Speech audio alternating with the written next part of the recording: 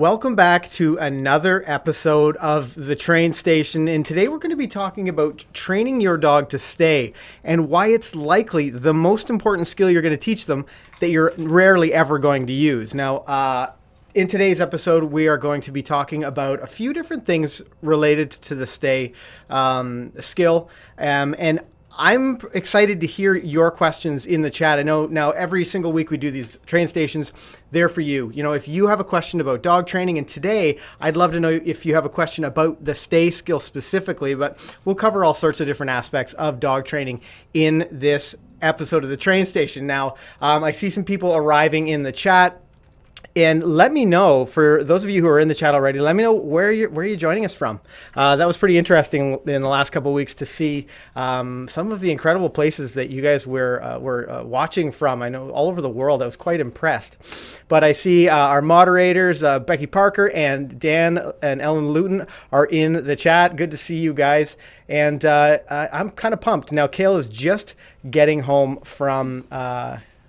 Did you say my name? Working, yes, in fact. And she appears right on cue. It's amazing. I have a good response to name. Yes, exactly. But I see you guys jumping in on the chat. I want to welcome Drawing Up My Best, Bob Cross, Lost Bob, BP Lim, L. Crocaton, Mexico. Eden Fraser. Yeah, so Tucson, Arizona, Texas. Oh, Murfreesboro. Yeah, I've had a couple chats with Tim. We showed off Tim's dog a couple of episodes ago. I've competed in Murfreesboro several times. We mentioned that. Minnesota, Mexico, Singapore. So it's really exciting to see you guys in the chat. Today we're going to be taking a little bit deeper dive into dog training, and I know lots of you guys have been joining us from for some puppy training stuff. And this kind of conversation in this episode of the train station is really going to help you as you progress, really sort of dig in deeper to the why behind your dog training. But it's also going to help those of you who have an older dog and maybe they have had some great response to stay. Maybe you've lost it, or maybe you never were able to really nail down that stay with your dog. Maybe you've had some struggles. We're going to tell you why it's such an important skill in your overall dog training. But I want to say hello to everyone joining us from Alabama, Michigan, Nebraska, North Carolina, Costa Rica, Edmonton. Kingston. Yeah. Florida. Cool. Yeah, awesome. Okay, so this episode of The Train Station, we're going to be talking all about how to train your dog to stay and why it's the most important skill that you'll probably never use. I'm Ken Steepe. My name's Kayl McCann. Welcome back to McCann Dog.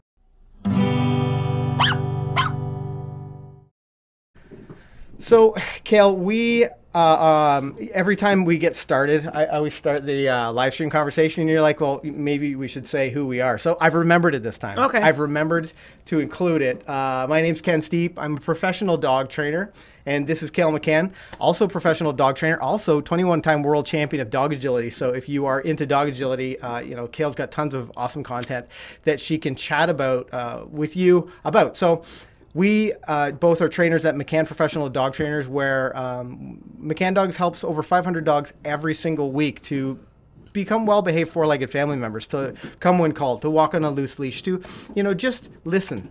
Is big a term as that is, but it's incredible the opportunities we get to see different breeds, different kinds of humans, like different people, learning patterns and that kind of thing, and how we get to see their dogs transform through the courses. I mean, that is really awesome. I'm one of those people. I was a student initially at McCann Professional Dog Trainers with Deegan, my black lab. I fell in love with dog training, and long story short, now I'm sitting here with you in the train station wearing a McCann blue shirt. So, it's pretty amazing how these things happen. My family's owned the business for well over 35 years now, so we help lots of students and their dogs come to our classes every week. We probably have the largest dog training facility definitely in North America. I'm not sure. Maybe the world. I'm not sure. Yeah, we'd have to go on a mission around the world to see. We are the largest dog training school in the world. Oh, yeah. Ken states it right there. We are. We're training over more than 500 dogs every single week. So it's really exciting to be a part of that. And then if you are nowhere near us, since we have a lot of people that are all over the place, we have online classes as well, so that you can train your dog with us through virtual online training. For sure. Now, I want to drop the question of the day, and let's see if I can find it here. So the question of the day. I like that I don't know the question of the day because it makes it exciting. Yeah, for me. I know. So in a discussion with one of our moderators, Dan Luton, who you guys will see in the chat, he's super helpful. So is Becky. But Dan and I were having a conversation. We think maybe we're going to try this. If you have an answer to the question of the day, type hashtag QOTW, or I guess it's question of the week. Sorry. So hashtag QOTW, and then drop your question so that we don't miss it, because sometimes the chat gets racing along and it's hard to keep up. But we would love to know, is there a distraction that your dog will not stay for? You know, do you have a stationary skill and this distraction, maybe it's a person or a thing or another animal? Let us know in the chat what, that distraction might be for your dog. And as we mention that, I'm going to drop this other social link on here. We'll get rolling along. So, I see, actually going to just mention this comment. NLTMW says, nice live stream. Luria and David would be proud. Yeah, friends of mine, Luria Petrucci and David Foster from the Live Streaming Pros, really great people. And they have certainly helped us to get to this point, you know, with some of their tips and advice. So absolutely. It's pretty exciting. Now, down to the stay. Let's talk about why it's such an important skill. Now, so before we get there, we use the stay in training when we're training any dog, older dog, puppy dog, whatever. We'll use a stay. Puppy dog. We'll use that stay as a really, really definitive skill. It'll be very formal. We'll always use the stay. We'll return to the dog's side. We'll really focus on the black and white of it all. Because we know, that dogs learn that way. They really need clear expectations, and the stay is an excellent way to show your dog clear expectations. But we have a bit of a variation. We see lots of people use their stay for all kinds of things, but then it gets really watered down. Right, for sure. So we want to use that stay for very specific situations, and especially in training, to really build value, to build leadership. We talk a lot about leadership, and we know what the value that it has. But we also use something we call the wait command. Now, if some of you may not be familiar with it, but it's sort of an informal stay.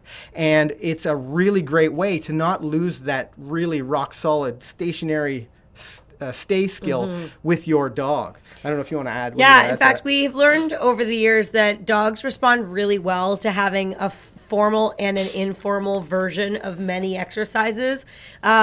And one that you can sort of remain like really, really consistent and structured with all the time will really help solidify the behavior even more. And then if you have sort of a looser version of it that you use on a more regular basis, the dog tends to be able to flip-flop between the two and have a lot more success with both the informal and the formal one. So when it comes to the stay, we have a stay and we also have a wait. And for us, when we train stay is our formal, like, stay there, don't move no matter what, stay there until I come back to you, which is a really important feature about the stay, which we'll get into why that's so important in a little bit.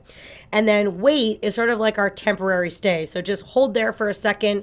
I intend to release you. You can release them from any position in relationship to your dog. You can tell them to wait from any position. It's very, very relaxed, whereas the stay is going to be a bit more formal. It's going to start the same. It's going to end the same. It's going to have the same meaning all of the time. And that sort of creates a little bit more of a more thoroughly understood behavior because of the consistency and the repetition of that, where, like I said before, the weight's a little bit more informal. For sure. Now, I see some really great responses coming in to the question of the week. And I know I've sort of confused things because I've been flip-flopping question of the week and question of the day. So some of you guys dropped QOTD. Totally fine. We're still gonna look at these. But I see a lot of similar things. Some not so predictable things. Oh. So drawing at my best, let's see this here. Drawing at my best says a bunny. That's a pretty tough one to predict. That is a pretty exciting thing. Melissa Salt says a feral cat.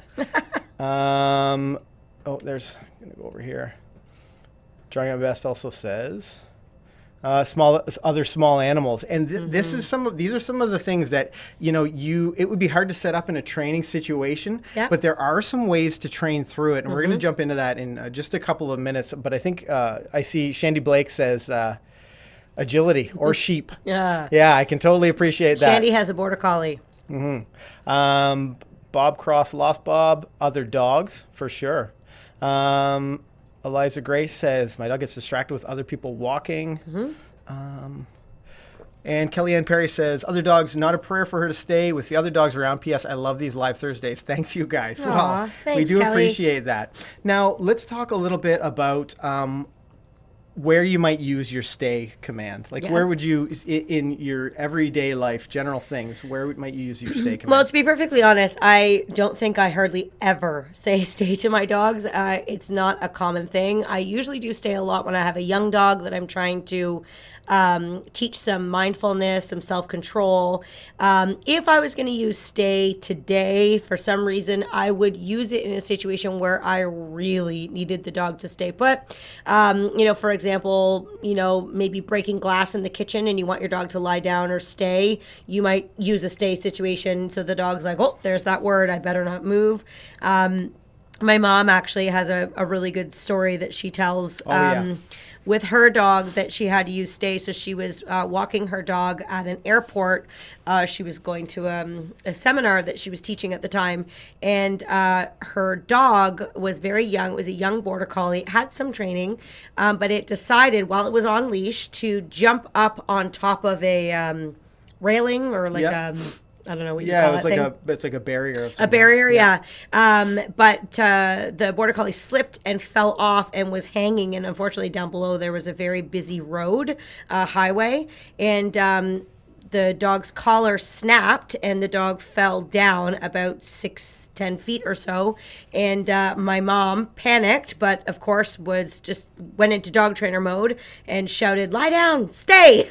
And Wiz was the dog's name, laid down and stayed. And my mom was able to find staircase and then run and get to her dog, and nothing happened, thank God. But my mom always says the look on her dog's face when she said stay was like, oh boy, I better stay. And she was so thankful that she had worked that exercise so much prior, because there was cars going by and it was a pretty scary situation. That's also another reason why she doesn't like snap collars. Yeah, for sure. Yeah. Because they come apart so easily. So she's a big believer of buckle collars. She won't use snap collars anymore with her dogs since that one episode. Well, in Canada, it gets so cold that if you're out on a hike Yeah, or they something break. with your dog, they can just break. I know. We hear lots of stories of that kind of thing, and it's terrifying. Nothing to do with stays. If you have a dog in training, no, absolutely. But so let's talk about those reasons of the stay. That's a pretty scary situation. But we often will use our wait command. I'll use our wait command, our less all formal day, stay, every day. all the time. We use it quite often for all kinds of different reasons. And in just a minute, we're going to show you how to teach the stay, and then we'll show you how to teach the wait. But I really want you to understand that there's a difference, and there's a reason why we teach two separate skills. So the wait command we would use for all kinds of scenarios. I might ask our dogs to wait. So right now it's horribly cold here and like super snowy and slippery. And if we're going up the stairs somewhere, for example, outside, I might ask our dogs to wait so that I can sort of make my way up there to the door or outside or whatever the thing is, so that I don't get trampled going up the stairs. There's, it's a lot less likelihood to get run down. I'll put our dog's food down and I'll ask them to wait, or I'll, in the other order, I'll say wait, and then I'll set their food down, and then I don't want them dive bombing in on that food, especially when we have all the dogs together. It's so nice to have a little bit of control. I use it a lot in the car. Yep. So if I get out of the car and I don't want my dog to jump out like into a parking lot or whatnot, I open the door, I'll say wait, I'll get their leash on, or I'll just check my area, make sure they're good, and then I'll say okay and let them jump out from there. I use it in all kinds of scenarios where I need the dog just to sort of stop for a second and pause and just sort of hold position. And you can do it in any position. Sit, stand, down. It's easiest to start and sit, but eventually when your dog knows it, you can use it in any position. For sure. And I think that's an important factor. Now, we always say things like your sit will include a weight in it. It just has a weight in it. And when it gets a little bit more difficult for your dog is when you start to create distance away from them. So if I have my dog sitting at my side and we're training or doing something, or there's somebody approaching, I don't need to use a stay or a wait. They're right here. They know, or we've trained them, that command, that sit includes remain in position. We wouldn't use that command with our dogs unless we had an intention of leaving them where they were. Right. So I usually don't say, stay, or wait unless I intend to leave my dog where they are and move away from them. or if I'm in front of them and I don't want the dog to come forward, I would also use a weight in that scenario as well. But yeah, if you say sit, typically they should sit until you release them. You don't have to say it 100 times or say wait the whole time. You want them to learn to maintain the position so that you can focus on another task while your dog stays safe in that position. Yeah, it's super versatile. And as Kayl mentioned, like it could be, so did you say letting them out of the crate? Like in a parking lot or something when we're opening the door? You did say that? Yeah, that is it's such a handy skill. And we see so many people struggle when they're like, okay, just I'm going to get one hand on their collar if they're, going for a walk at the park. Or the dog gets out and starts running around the parking lot. Yeah, it just gives you that moment to have some control, which is so valuable that you really want to have that stationary command. Now, one thing we'll often see people do is use their stay when, in our opinion, they should be using a weight. Maybe you're doing this at home. And let's maybe show how to train. I think we should talk about why we have two, though. Okay, sure. Because there's, and this often is like a light bulb moment for people. So when we say stay to the dog, we want the dog to remain in position, regardless of what position you left them in. And we want them to assume that when you move out in front of them, that you're never going to release them. So when we say stay, we wouldn't go out beyond our dog and then tell them that they could get up. We always return back to them. And the reason why we want to do that is because we want to take away any anticipation that our dog may have when we use the command stay. So if I walk away and I tell my dog stay, I actually see a totally different dog when I leave. My dog will sit. She's got calmer body language. She sits more comfortably. She knows she's not going anywhere because I have never said stay and gone out in front and said okay and let her get up. However, when I use the command wait, I am absolutely okay with leaving my dog and seeing a bit of anticipation in her body. She might be up on her toes a little bit more. She might be looking at me with a more alert focus because she's ready. She knows something's about to happen. And that's how I can get a more relaxed stay versus something that's a little bit more, what's the word? I was focused on the chat here, and my brain is not coming up with the word. Hopefully you can fill in the blanks. Maybe we'll drop it in the chat. Sorry.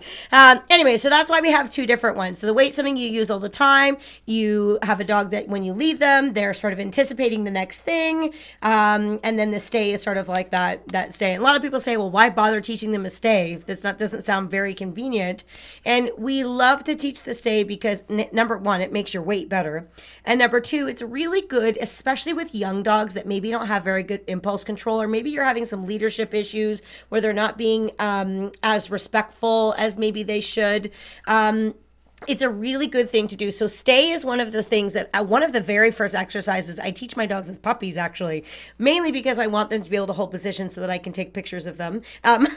But it's also for mindfulness and respect and teaching the dog that, yeah, there's a distraction there, but I've told you to stay and you need to ignore that. It really teaches the dog how to be a good listener and have self-control. So I do stays so much when they're young. And then as they sort of get older and they're starting to be under more control, I tend to do stay less and less. And then I'm mostly doing weights, but they bleed into one another really, really well. Awesome. So we're going to jump into teaching the stay. Okay. And this, I saw someone mention in the chat. Who was it? Eric Vona, he said, or he or she said, toot toot, stream number 2 for me. Well, guess what, Eric? We are going to go over to the train station. Now, we need to pick a dog. We need to know which dog we're going to use. And this is a little bit more impromptu. But not Slim. Not going to use Slim, okay. What about Funky Monkey? What do you think she would do? We have our dogs just off camera, and they're all anxiously awaiting, like, oh, is it my turn to come out and play? They know when we start doing training, and you'll probably hear them. The rest of them are like, oh, I can't wait to go and play with these guys. I see lots of good questions coming in the chat. You'll also see our moderator, Dan Luton, is dropping tons of value there with some other links. So if you have questions about things that we may have recorded a video about earlier, then you'll probably see Dan drop a link there, and that's what's going on if you have a question and he responds to you. So heading over to the train station. Okay. Am I on? You are. You have to step back a little bit. Here? Yeah. Okay. So when we start the sit stay, what we first need to make sure that our dog can do is hold a sit at our left-hand side, and we call this command start position.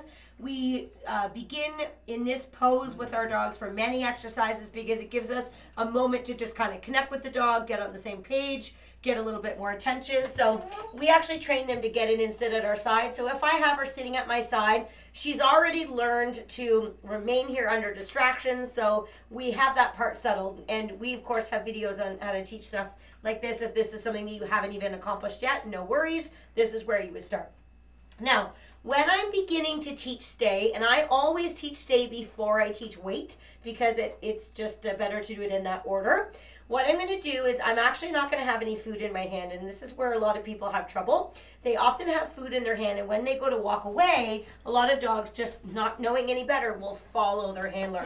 So no food in my hand. The other thing I'm going to do is I'm gathered my leash up in my right hand, and that's to make sure that the hand closest to my dog, and this is the hand that we signal with for this exercise, is closer to her. So I'm going to say the command stay, that's my verbal command, and my physical cue is going to be just a flat palm in front of her face, kind of like a stop sign. So when I first begin this, I want to set Funky up for success. So I'm not going to say stay and then walk away and just expect that she does it. I'm actually literally going to pivot toe to toe directly in front of her. So there's hardly anywhere for her to go. And I'm only going to stand in front of her for just a few moments. And because stay means stay where you are until I come back to you, I need to make sure before I reward her initially, I'm going to introduce the concept to her that I'm going to come back to her side. So I'm going to show you once what it looks like. So my leash is gathered up, my food's in my pocket. I'm going to tell her stay. And I'm going to pivot out toe to toe with her, stay, yes, good girl. And then I'm going to pivot back to her side, yes, excellent. And then I'm going to yes and reward with her in position. I'm going to try it again, stay. Good girl. Stay. Yes. Good girl. Stay. Yes. Good. Very nice. And I'm going to reward her. Now, if she was to get up while I practice this, so say I went to stand up and she got up out of position, all I would do is shorten up on my leash and I would place her back into that sitting position. I would stand up tall and I would continue my exercise. Good girl. Stay. Oh, you're so brilliant, Missy. Yes. And I would practice that until she was sitting reliably. Now, okay, get in here. Now, you can see Funky understands that. She knows stay already, but when you begin, you're going to practice that same step a lot longer than what I'm doing right now. Now, she's able to stay, so before I add any distance, the first thing that we actually like to add to this exercise is we add distraction before we add distance, and most people do the other way around. Or most people will add both at the same time, so they would go to distance and they would do a crazy distraction. So we like to add one element at a time because it allows the dog to be more successful in anything with the training methods that we use at McCann's is we want to set the dog up to be successful. What they learn first, they learn best. So my goal is not to put her in a situation where she's going to do it wrong over and over and over again. My goal is to do the complete opposite. It's to teach her how to do it right and get her to do it right as much as I can. So how I handle my dog is very, very important. The things about the leash and the food and the hand signal, all of the stuff that I'm telling you is because it helps the dog to do it right from the beginning. Okay, so I'm going to add some distractions now. So I'm going to tell her, stay. I'm going to pivot out in front of her, and then I'm going to try a very small distraction, like maybe clapping my hands, for example. Stay. Yes, good girl. Now, if she's been settled, I can start to introduce rewarding from in front. But when I feed her, I'm going to feed her in a way that she doesn't get up from the sit. So I'm not dangling it above. I'm not holding it off to the side. I'm going to deliver it in a way that she maintains the sit. And I'm going to try a different distraction. Stay. Yes. Yes marks that she's correct. And then I can reward after I say stay. Stay. Yes, good girl. Like my dancing? That was a free dance show. I know, it was really good. Yeah. Good girl. Now, I've done 3 distractions. She's done a really great job. I don't want to keep doing it till she breaks position. I'm going to tell her stay. I'm going to come back to her side. Yes, good girl. Now, what I'm going to do is introduce the release to her. So I want to train Fun that she must stay until she A, has me come back to her side, and B, she hears me say the magic release word. And for my dogs, I just say the word okay, which means she's allowed to get up. So it looks like this. Okay, yes. I break my body posture, I make it a little bit more relaxed, and then I let her get up from there. So she needs to wait for that particular command in order to know that she can move. Do you want me to go on to any other steps, or is that good for now? I wonder about a short little one of distance, like once, Okay. maybe that would be helpful. Okay, yep. So when we add distance, and again, I want to reiterate, the steps that I'm showing you, I would work on for many more sessions than what I'm showing you right now. I'm kind of whizzing through some progressions. We would teach what I just showed you over like 3 weeks, for example, depending on how many sessions that you're doing. So this next step is something that we would not introduce until like week 4, week 5 of our grade 1 program, just to give you like a bit of a reference. Okay, if I'm going to teach my dog to sit with me at a distance, I need to introduce a new element that I haven't yet talked about, and that is what we refer to as a verbal reprimand or a marker. And it's a marker word that pinpoints within 1 second of our dog doing something wrong that they're making a mistake. In addition to that, it's the same way that I would use the word yes. So within 1 second of her doing a correct behavior, I would say the word yes in that exact moment. That means you're right, you're going to get a reward. A verbal reprimand. So for her, she's a pretty soft-minded dog. So I might say oops or uh-oh.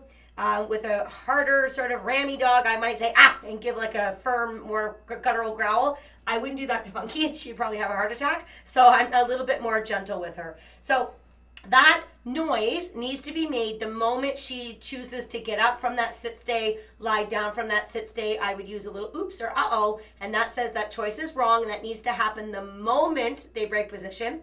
And then from there, I need to come back and follow through with a sit placement. So I would remind her to sit. I would reposition her physically back into position. I'm not taking her head off, but I am physically going to put her back. I'm not just going to ask her. And then I would go from there. So I'm going to show you a bit of distance here. So again, no food in my hands. Stay. Head out to maybe halfway to my leash. Good girl. Good. Stay.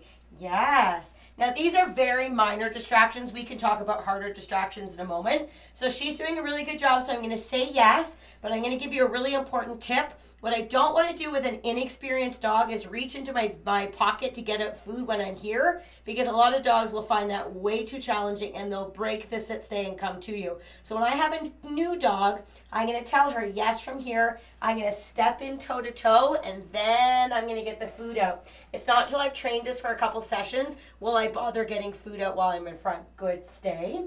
Good girl, stay. Yes, stay. Oh, she's so good. Yes. And I'm going to step in, and then I'm going to reward her. You are brilliant. Good girl. Stay.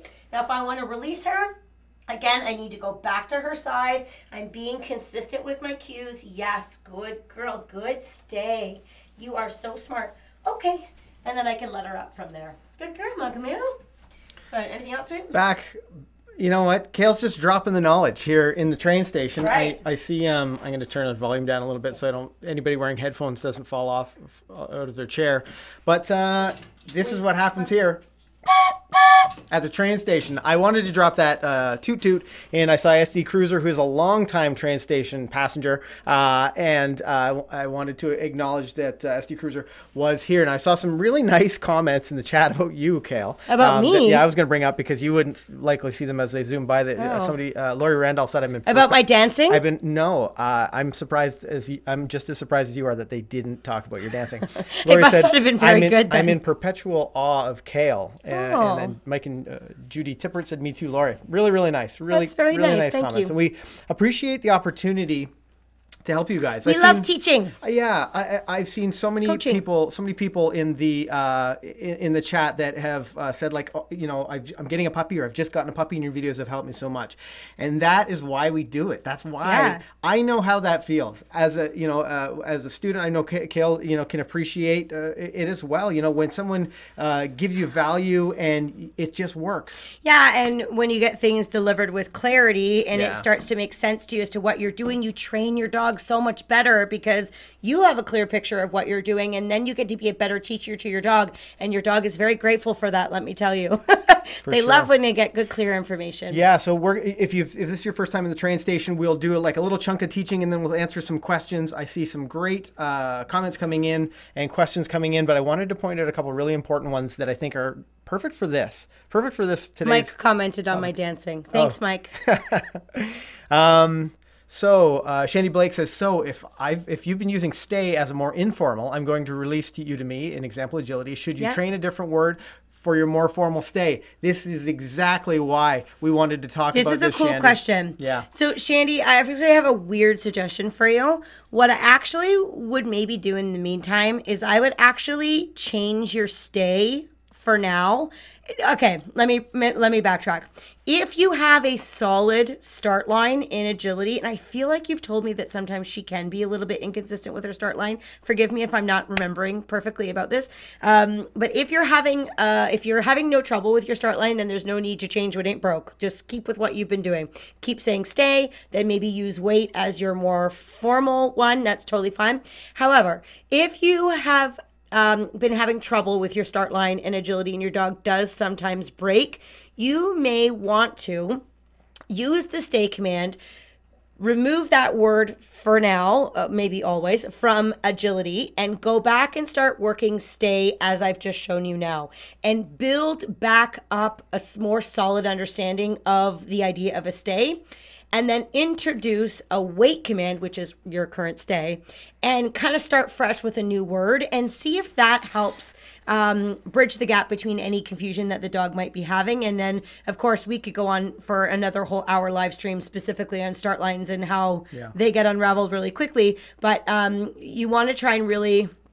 Yes, always the first run, then fine for the remaining 6. Okay, yeah, so you may want to start using a different word for your start line and agility, and then save stay for something a bit more formal. I'm guessing that if you start to practice stay and you go back to the dog side before releasing, even if you integrate that into your training, I think you're going to find that your stay gets better, because most times what happens, and you have a smart dog, I know her, she's very quick-minded, so if you always say stay and you walk out and then every time basically you release her over an agility jump, she's going to be sitting with such anticipation she barely can contain herself. But if you say stay and you walk out, and I would prefer you to say wait, but if you've already said stay, don't worry about it. If you walk out and then sometimes you go back to her while she's on the start line and you release her and you let go and do something else, or you walk by, she's going to go, holy, that was weird. I was assuming you were going to do this. Ha ha ha. You don't want to have them assume or be able to predict what you're doing. Right. You want to keep them on their toes. Maybe you're going to say sit. Maybe you're going to say down. Maybe you're going to release them that way. You want to keep them on their toes so that they're not guessing and anticipating. Anticipating isn't always a great thing in dog training. Sometimes it is. But in this particular case, we want them just to sit and be calm-minded. So there's a couple suggestions for you there. Hopefully that will be helpful. Yeah, it was great. So I just want to point something out. I saw a couple comments in the chat, and I feel uncomfortable sometimes posting the things when people are saying really nice stuff because because we're Canadian. I know, but it's just a little bit uncomfortable. But I need to for this point. So Kayl McCann is someone who is in an area with no trainer available. Luna and I appreciate you guys so much. So nice. Which is really, really nice of her to say. That's great. And then our moderator, Becky, said... I was in a similar situation. I'm part of the My Dog Can online training, and it's amazing. Now, what Becky's talking about is our My Dog Can online training program, which if you're looking, it's kind of hard. We do as much as we can here on YouTube, where it's a little one directional, and that's why we have the live stream, so that we can have this conversation. But if you need more personalized training, we do have online training available, and there's a link in the description below, just for anybody who's like, what is? And there's what videos to watch about? And like a very structured program, week to week progression, so it's really easy to follow. Totally, and full support from from our staff. Yeah. So it's very, very helpful. Now, getting back to the task at hand, Tim Russell says, the weight is huge for my 5-month-old Malinois when he's in the truck. He's too young to jump out, so I make him wait so I can lift him out of the truck. That's a good point. Yeah, and this is really great place where you can start to differentiate. Now, I know in conversations with some of our students, and I know talking to Dan, our moderator, he said at first I was a little confused with it is a bit confusing. And the stay. So sort of a rule of thumb for you at home is treat your dog must remain in their stay until you get back back to their side. You must return all the way to your dog to release them. Think like stay forever, wait for a sec. Yeah, for sure. And your wait is that remote release cue. It's going to be something that's really versatile and something that you're going to find once you start to differentiate. Not only are you going to see the benefits from like a clear communication with your dog, a clear understanding of expectations from your dog, because that is such a huge part of teaching the stay. It's huge. In anything, really. Yeah, well, yeah, for sure. But I think stay for me, especially with a wild and crazy black lab when she was a puppy, it was one of the things that I could do in the kitchen. Yeah, and it was one you of don't the need a lot of space no, or time. for sure. And I could be so clear about my expectations. She must keep her bum parked in this one specific spot, and then I'd return back to her. I was actually, the other day, it was really cold outside and I was bored with the dogs.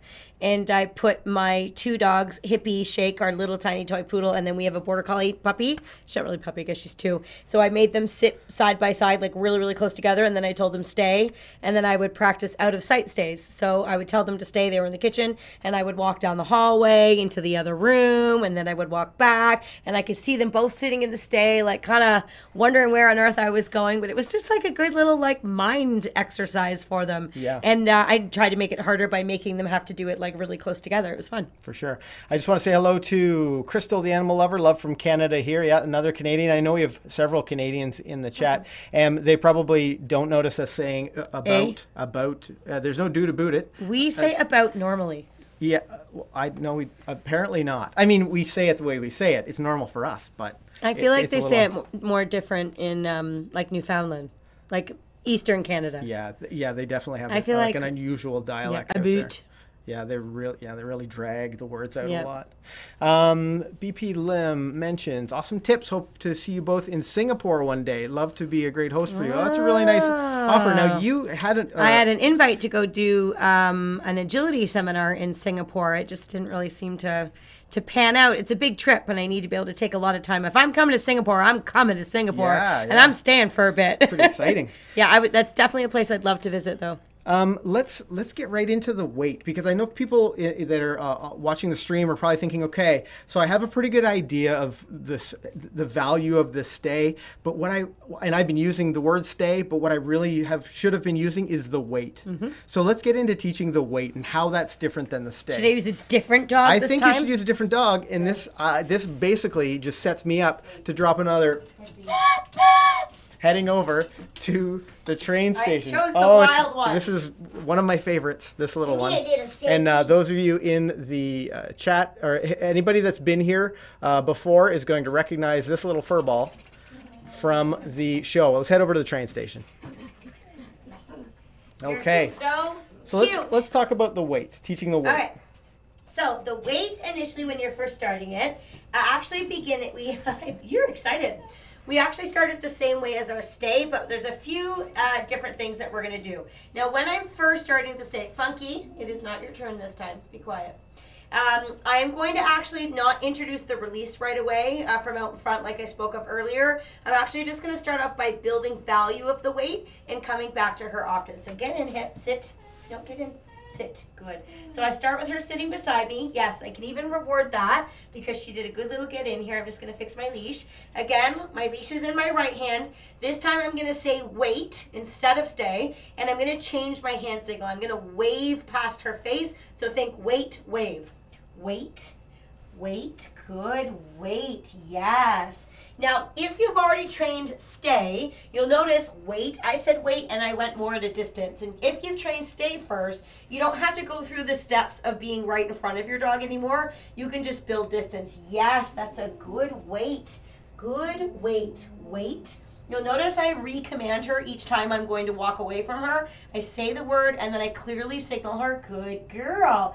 And then when she's sitting comfortably and she looks very steady, I am then going to say, okay, yes, good girl. And then I can let her come out of the weight from there. Now, oh, she's excited, she's sneezing. Now, when I'm doing this, I can actually start to add little distractions and build them up. Now, I showed you pretty easy distractions with Funky, just because that was sort of the beginning stages. I might as well show you now with like maybe some harder stuff. So maybe I'll grab like a little, oh, this is going to be fun. Okay, get in. I would actually love for her to make a mistake because then I can show you what to do. So she starts beside me. I'm going to tell her, wait. Again, nice clear signal. Wait. Wait. Good girl. Wait. Yes. Good. So I shook the toy. She maintained the weight. Yes. Good girl. You can see it's similar to stay, but a little bit different. Good. Wait. Yes. Wait. Yes. Good girl. Good. Wait. Now, Hippie likes toys, but she really likes food. So I'm going to try tossing a piece of food on the floor. Now, if she gets up, remember the first thing that I'm going to do is use a verbal reprimand, or oops, and then I'm going to replace her into that sit position. Wait. Yes. Good. Wait. So I threw a piece of food at her. Wait. Yes. You are the smartest poodle in the room. Yes. Good girl. Now I'm going to try one more. Wait. Good. Wait. Now you'll notice, I didn't say this before, when I'm training my dog, hopefully you notice that the entire time I've been working with her, my leash has remained loose. Good. Wait. Okay. Yay. Good girl. Now, why is it so important to train your dog on a loose leash? It's because eventually your goal should be to have a dog that listens even when they're off leash. And if she's learning to listen with my leash tight all the time, and I say wait, and I walk away and I do this, and I hold her in a position, she's not learning anything. She's just basically depending on me to hold her in position. Also, this isn't very positive as well. I'm choking up on her leash. So I'm going to keep my leash loose when I'm working with her. If she needs some help because she's making mistakes or she needs to be repositioned, I may slide my hands down the leash. I may lift up on the leash. I may place her back into position, but then when she's doing the right thing, I will immediately put slack in the leash and keep it loose so that she's making her own decisions to remain in position. You are so good.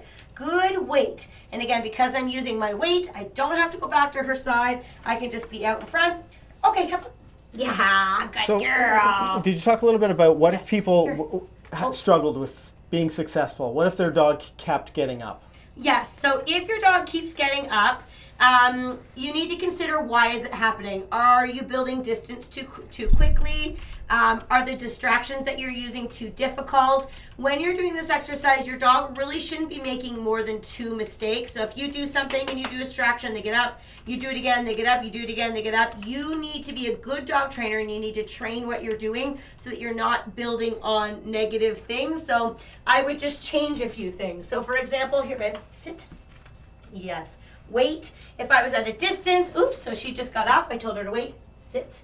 So I used my oops. I'm going to place her back. Good. Wait, babe. So if being at a distance was too hard, I might practice and come a little closer. If I was doing like crazy distractions and it was blowing her mind, I might wiggle my leash or just like bend at my knees and make it easier. Yes. Reward that and then build back up to making it more difficult again. But I need to tailor what I'm doing in order to help her be successful. And if your dog's really struggling, you might just literally do this. Good girl. Wait.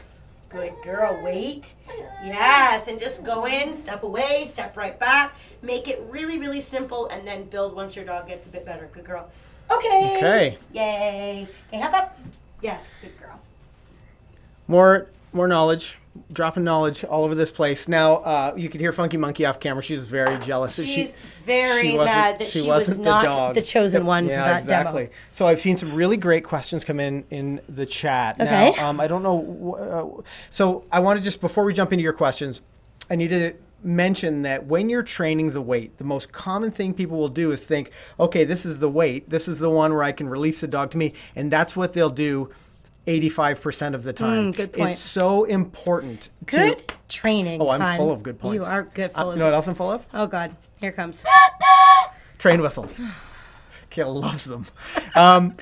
The thing you need to really keep in mind is with the weight, you need to reinforce that stay behavior, the remaining in position behavior, more often than you do release. For some dogs, they'll really struggle with this. So you need to maybe, for every 10 times that you're training the weight, you need to reward 9 and release once. Maybe the dog's a little stickier and they're, they are remaining in position better. Maybe it's you release them 2 or 3 times to those 7 or 8 times that you reward them in position. And those ratios may change as your dog gets better, Absolutely, or for sure. maybe as you change your environment. Maybe when you're practicing in the kitchen, you can do lots of releases because your dog's super focused. But maybe if you go and you practice your weights at the park, or where there's lots of people around, you might need to go back and reward way more than if you're in a scenario where there's not much going on. And that's what being a good dog trainer is reading the situation, reading the dog, and then deciding what you need to do in that moment to be helpful and to build on successful repetitions. And I just lost my train of thought. I was going to say, what's really important? What's really important? I've just lost track of it. I don't remember what it was. Shoot, what were we just talking about? Rewarding a position. We were talking about changing environments. Ultimately, what you're going to you won't have to reward anymore at all. Like using this sort of workflow or using this training method, there will come a point where that release is gratifying enough for your dog. Coming back, praising and petting them. You're not going to be reliant on food for the rest of your training. That's our goal. That is a good point. I mean, the only time I do a lot of rewarding with my dogs when I'm using the weight command is in agility, and I do it because it's such a high energy scenario. But if I'm using my weight in my everyday life, which I do every single day, I never use food anymore, but I use praise, and sometimes the reward for my dog for waiting is the fact that they get to go. I've actually done a lot of my weight training. That sounds funny. Weight command Kayl's down training. here crushing military Actually, press. He did make me do push-ups in the kitchen the other day. I did. You was said terrible. your arms were weak or something. And they were they not? They were quite I weak. was right. Yeah, you're right. So we'll make the dogs wait at the door, for example, and we'll open the door. And then as they hold their weight and the door is wide open, then we'll say, okay. And then we'll let them go and we'll let them run when they're outside. But they have to wait at the door first. But their reward is not a treat from us. The reward is the fact that they get to go out and play. So you can use it in all kinds of scenarios. Yeah. So I've got a couple more tips for that weight, but I've seen some really great questions come in here, and one actually that our moderators have been sort of discussing behind the scenes. Where did I put it? There it is. So Dan and Ellen Luton, our moderators, say, are these just words? If people have been using stay when they really should have been using wait, is it fine to interchange them as long as it's consistent and clear to their dog? That's such an important question. And absolutely, these are just words. In fact, why don't we show off how the word is less important than what you reward with Funky Monkey? Maybe He's setting me up for something that I don't know what it is. I love this. I love watching this. This is so much fun for me when I see this. But if you were to train Funky to do a behavior to some word that you guys in the chat choose. I just got his hint, guys. I got his hint So now. basically, Dan's right, and that's really important to keep in mind. If you have been using it incorrectly, you can always switch them around. But what's hard to remember sometimes is that what one word means. So if you've been saying stay and releasing your dog remotely, you could always use a place, for example. Some people use the word place. Or hold. Or hold, something that is, that more formal skill or behavior. Yeah. So really keep that in mind. It's a really great question. That's why we have great moderators. Yeah, I think also too to remember that if you have been, using them incorrectly at this point, like don't worry about it. Dogs are super, super adaptable. I know I keep making agility references, but I've just been training a lot lately, and I just recently changed a behavior that my dog already knows on one command, and I changed it to a completely different word, just for a couple different reasons. And I've been working on that particular behavior with the new word for probably 2 weeks now. And today, I came from training. I gave a really horrible physical cue to my dog. I was very late with my cue, but I said the new word, and my dog literally did exactly what she was supposed to do on the word that was brand new. And it was so exciting. I gave her a big reward, and I was running around. I was like, oh my God, she knows it. I was terrible and she was so good. So, but it showed me that just by, training that behavior a lot over the last 2 weeks, she was able to say, okay, this behavior was once this word, and now you want me to do the same behavior, but you want me to do it with this new word. And they're so smart. She figured it out, no problem. So if you have to do that, don't worry about it. The dogs will adapt. They're very, very good that way. You just have to be consistent. In fact, we're going to put this to the test. You really want me to do this? Wait, not yet, because we're going to need there's a bit of a delay, and I want to get a great word from. So, watching at home, this is an interesting thing that Kayl will do, with a dog to sort of give an example of how you can get a behavior to on whatever the word is. It doesn't have to. So, for example, like teaching Funky to maybe lie down. I want one word in the chat that doesn't have anything to do with the word down and toot. And well, I mean, maybe that's a good word, but yeah, that's what Dan said. So one word in the chat, whatever you think. We're going to pick the most interesting single word, and Kayl's going to teach Funky to lie down, for example, on that word, just to sort of reinforce for you at home how important timing is, how truly important reinforcement is, and using your voice and all of these things. But your stay can, and your weight can be very different, but those words are less important. That stay could be, you could have your dog banana and they just remain in one position. Banana. So as we see some words coming in, I see lots of in the chat. I think it's because they want us to use the word toot toot. Oh, yeah, maybe. I'm going to jump into this question while we're waiting for some suggestions from the audience. I also think Ellen, or I'm sure this is Dan that said this, but how many push-ups can Ken do live on camera at the train station? Yeah. I think that's a great idea. It's a great question. Well, I guess we'll never know. So from Karen, GSD Lover, she says, hey, you two. From the USA here and enjoying your show. I was using stay for distance and wait when I'm near the dog. Okay. Does that make sense? So... It doesn't not make sense. It's not really going to utilize the whole like anticipation versus not anticipation thing. So, there's really nothing wrong with it, but I don't really know if it's going to make one of the behaviors better than the other. Right. I'm not sure if you were around for the earlier part of the conversation where we were talking about anticipation, but basically when we use our wait commands, our dogs sit with anticipation and ready for us to release them, and they're sitting sort of a little bit more awake and lively and ready to go. When we say stay to our dogs and we leave them, it doesn't really matter about the distance in which we leave them. We could go far away for both of these exercises, but stay, the dogs eventually, because they know you're never going to release them from out in front, you're always going to go back to them. They learn to sit and be more calm-minded in the stay. You can go out in front and do all kinds of crazy things, but they're like, nope, you've said stay. I know you're not going to release me, so you can do all those crazy distractions, and I'm just going to stay right here. And we find that's how we get such solid stays, is because of that allowing anticipation in one behavior with the wait command, and in discouraging anticipation with the other one. Awesome. So I see some words coming in. I see rutabaga, pancake. I'm not even sure I could say that quickly enough. Fart could be the word. Fart. Yeah. That could be sleep. Oh. I mean, that's basically shaping a trick. Yeah. Almost. I mean, maybe that would be a good one. And it's something that she would have never heard before. Yeah. Okay. I'll do any of them, whatever you want. Yeah. Well, which one do you get to choose, because you're going to have to teach it. I think anticipation explanation was so helpful to truly understand. I've used both commands for years. Which one do you want to use? You have the choice between rutabaga, pancake, fart, or sleep. You want pancake? Pancake. Okay. You know why? Because you love pancakes. I really do love pancakes. Ken's a good pancake maker. Yeah, I understand entirely. Hey, what dog? Funky Monkey, I think. She's the most fun, I think, to show this off with. This train station episode was brought to you by this train whistle. I don't know what kind of train whistle it is, but I just love to toot it. Slam. And we're going to send you over to the train station here. Okay, you might need to back up just a little bit. Yes. Yes, good girl. Start with a little trick first. Okay, so I am going to attempt to teach Funky to lie down on the word pancake.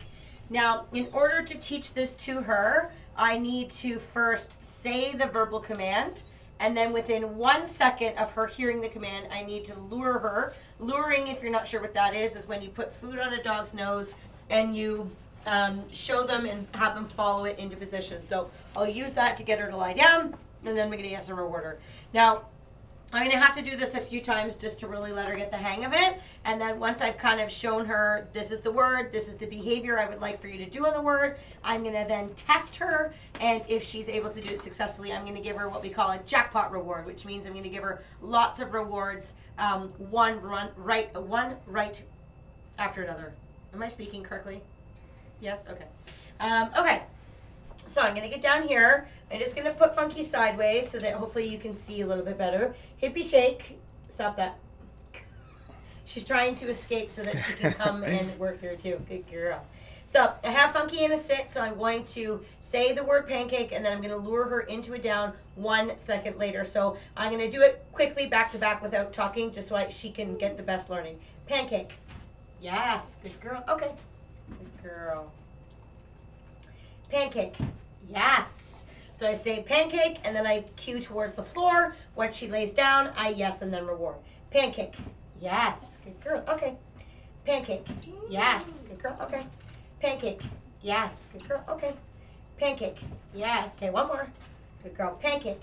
Yes. Good girl. So say the word and then signal 1 second later. Now I'm doing it really fast, but if I was to do this in slow motion, I would say the word and then 1 second later I would lure down. Now why is that is so important is that if I was to do this, pancake, and I was to lure her and signal her and say pancake at the same time, Funky's probably not really going to pay attention to the word. Dogs respond to physical cues much, much more naturally than they do verbal cues. So if I have the food on her nose and I say pancake, she probably is like, pancake, whatever. There's food on my nose. I don't really care. So I need to make sure I remove the food from her, say pancake, and then lure her into position 1 second later so she can clearly hear the command and then be posed into position.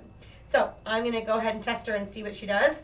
If she does do this correctly, I'm going to give her a jackpot, and then maybe you can give a toot-toot there, Kenjamin.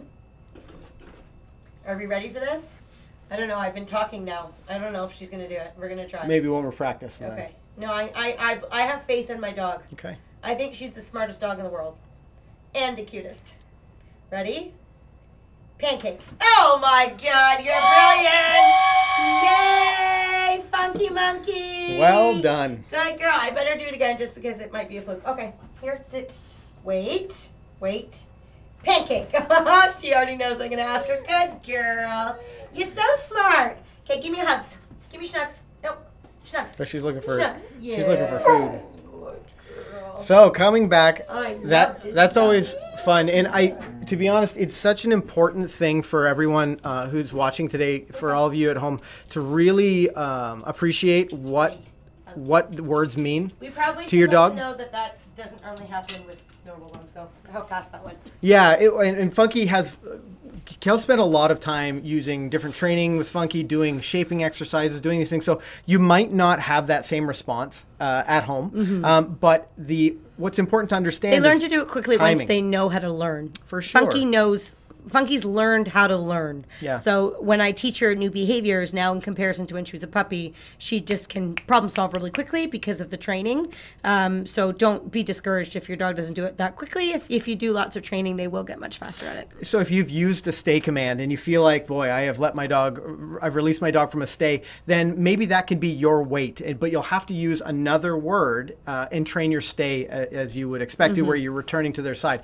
But I will tell you definitively, having seen all of the dogs that I've taught and trained, I can tell you that having a reliable stay is a pretty good indicator of the dog's overall listening skills. If you have a reliable stay, very formal, if you have a reliable stay, you are more likely to get a dog who, that single act, that single behavior can impact all of their other skills. Yeah, often It's if I amazing. have a student that's really struggling with stays, I either know it's because of two things. Either the dog needs a little bit more obedience because the dog's like, no, I don't really feel like staying, and they're a bit bratty about it. Or sometimes it's a lack of confidence and the dog is really uncomfortable with staying in position while their handler is at a distance. So practicing it very gradually can help build a dog's confidence as well. For Hippie, it really helped her confidence when she's little. I took our grade 1 program with her, she was like 4 months old at the time, and she's small now, but she was tiny when So she was that cute. age. Oh, And she's so cute. she was a really good girl, but she was very intimidated. There's a lot of people and dogs around, and sometimes when I would say stay, she'd look at me and be like, Mom, like, aren't you taking me with you? And so I had to build very slowly, a lot slower than any of my other dogs, until she would be like, okay, no worries, you're going to go away, you're going to come back. And then it really helped build her confidence. So I really think it's a fantastic exercise. So I want to just sort of wrap up the idea of the weight with a couple of words of caution. If you're training this at home, whatever your weight command would be, is be careful that you're not accidentally cueing your dog to release from position. So often we'll see in agility, especially, somebody will walk out to their start, leave the dog in the start line, wait, and then head out to their first position, and then they'll raise their hand. Oh, I can't see that. But they'll be like, okay, or, release, or whatever the thing is. Well, soon your dog begins to understand that this happens before you say anything, before they're actually released. So this becomes your release command. I'm laughing at you because I think this would be really funny if somebody walked out here, in agility. Release! There. Don't go over there. Over here. We're going this way. So keep that in mind, and be careful about your timing. So that's the other thing that you need to be really cautious of, because dogs can learn these patterns so quickly. Is that you don't want to ask your dog to wait. Take every single time. Take 3 steps out. Wait 2 seconds and then release. You need to vary up these times. The amount of time they remain in the stay, the amount of time they remain in the wait is so valuable. Don't always go out until your beeper goes at the 1 minute mark on your watcher. If anybody wears a watch anymore, on your phone maybe, but keep in mind that you're really varying the times up so that your dog, again, you lose that anticipation, and that is so important when it comes to dog training, because dogs learn so quickly by rote. Yep. I want to jump into a couple questions in here. Shandy Blake says, young dog, less than a year, or approximately a year, is convinced that stay just means try other things, loves to shape, and so really likes to offer behaviors. We mostly get it down or sometimes a leg hug. What advice would you give to Shandy? Yeah, that's pretty common for people who do a lot of shaping, operant conditioning with their dogs, and that's great. I love doing that training myself. So what you're going to need to do, Shandy, is be more specific as to when you're yesing and rewarding your dog. So you're not just going to be looking for the dog to be sitting. You're going to be looking for yes and rewarding calm mind, and that means that you might need to yes and reward more quickly before your dog has a chance to get into like creativity mode. The other thing that you're going to need to do is start implementing replacements with your dog. So if I'm working a sit stay, for example, and my dog offers the down, I'm not going to just wait for my dog to pop back up into a sit. I might stand right in front. I might take their collar and place them into a sit, because it discourages the guessing. And then once they sort of sit in their calm, then click reward or yes feed while you're getting that sit and wait. So I would implement replacing the dog in position rather than letting them shape themselves back into position. And I would also make sure that you're being really strategic as to when you're yesing and rewarding, doing it more frequently before you don't want to accidentally reward your dog for, offering something or thinking about offering something. You want to just try to reward more calm-mindedness. Good. Drying at my best says, I use a harness. Is it better to use a collar? Yes. You have so much more control. Harnesses are not very effective for training. No, they may stop. So people are always like, well, my dog doesn't pull when they're on the harness. Well, they haven't learned to not pull. It's just there might be some mechanism in the harness that doesn't allow them to pull, but it's not great for training. It's not specific enough information. And you have zero control over their head. That's what I don't like about it. So if you need to turn the dog, or if you need more attention, or you need to pull the dog in your direction, whatever it is, it's just not as effective. So I use harnesses with my dogs, but I use them after my dogs are trained. I don't use them to train my dogs. Yeah, good. Let's see what else we've got. So Remel 1 says, my dog listens great inside, not very well outside. That's actually something we talked about last week. Yeah. So check out our, I think it might be live, or I might have to send you a link to that, but that's absolutely something that we have covered on the channel, and we definitely have videos on the channel for you. Now, something that I wanted to not do, but I think that for our moderator's sake, who's worked so hard in the chat today, is the push-ups, live push-ups. Oh, you're going to do it? Yeah. I don't really want to, but I feel I owe it to... How many? I don't know. How many do you think you can do? I'm not sure. How often do you do push-ups? Never. I never do push-ups. He tried to do a plank the other day in the kitchen with me. He could do it for 1 minute. Now, if this is your first time on the train station, they can't see you here. This is a pretty atypical thing, but I feel like once in a while, you just need to do as the the moderators ask, because they work so hard for us. And I'm definitely going to. I'm getting my camera out for my this. My shoulder might fall off. I don't know, but this is going to be bad. If you're still waiting for the dog training, or you found enough value in today's episode, make sure you hit that subscribe button. Move forward. And I'm about to do. I think am I on camera? Yes. I'm going to do as many push-ups as I can, and then we're going to have to shut it down because I'm going to go ice my. Let's shoulders. make a bet. I'm going to say 15. Okay, can we start? Yep. 15. Yep. 1, 2, 3, 4, 5, 6, 7, 8, 9, 10, 11, 12, 13, 14, 15, 16, 17, 18, 19, 20, 21, 22, 23, 24, you're slowing down, 25, 26, 27, 28, 29, 30, 31, 32, 33, 34, 35, 36, 37, 38, 39, 40, 41, 42, 43. You're gonna have to run the. You're gonna have to speak to the camera after this because I'm gonna be dead. 45, 46, 47. I think I might just give him 3. 48, 49, 50. I'm very impressed. I'm impressed. Wow. I can't believe that I could knock out. How do you make it go back over? I got it. Okay, if anybody out there is a doctor or a nurse, your advice. I'm very dizzy. Now my shoulder hurts. He's so bullheaded that he probably did way more than he should ever do because he does have a shoulder injury. You're a silly goose. Oh, man. So that was for you, Dan. Dan, you'll have to come over for the next live stream and you guys can have a push-up. A push-up off. Yeah. I was like, isn't it? Anyway, so I'm going to have to go get some oxygen. Maybe I need to go lie down for a little bit.